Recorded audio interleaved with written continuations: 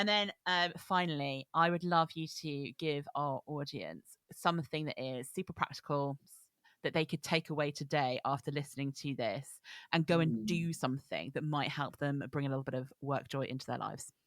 Okay. Got a couple of ideas here.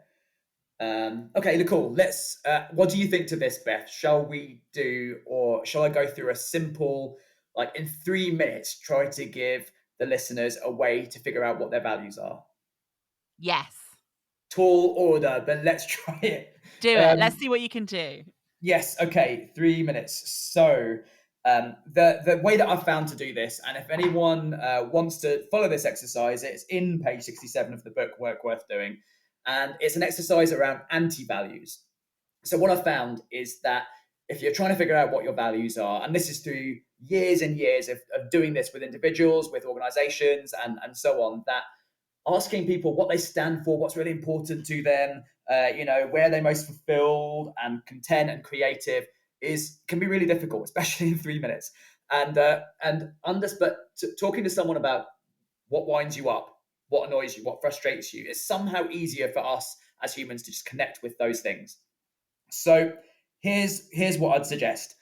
Think about, so this is just a few steps, 4 steps. Step one, think about the things, situations that really annoy you. You're not thinking in terms of values. You're thinking in terms of, it might be stuff that's happened that day, stuff that comes up again and again, things that you see on The social things that bring the media. red mist. Yeah, things that bring the red mist. For me, I just have to watch an episode of Love Island, and I remember them all.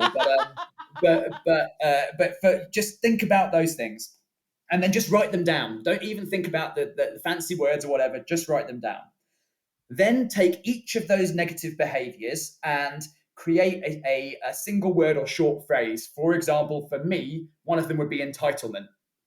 So I take all those situations, all those negative behaviors that I don't really like, that I see in other people. Clue, it's often the behaviors that you see in yourself too, and a previous version of yourself.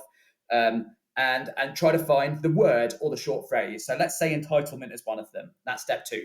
Step three then is taking each of those anti-values, like entitlement, and finding your opposite, not the dictionary definition opposite, but your opposite. So for example, not restriction or disadvantage, which is the opposite of entitlement in the dictionary, but responsibility or humility, which would be my definition of the opposite. And then you're probably going to have a whole bunch of words, maybe 5, 10, 15. Take each of those words and put them in bubbles, put them in circles, however you want to do this creatively.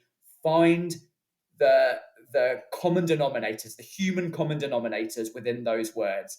You should then have a list of your values. And honestly, this is an exercise that I've used in many situations time and time again. It works. I'd strongly encourage listeners to give it a go if they are looking to understand what their values are as human beings.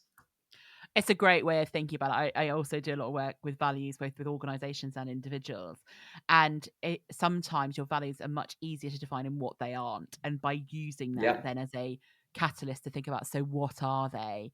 And yeah, I love that. Great exercise. Go try it out. And it's something that actually take a couple of hours. You'd probably be pretty much, again, 8 out of 10 there, wouldn't you? Yeah, exactly. Completely agree.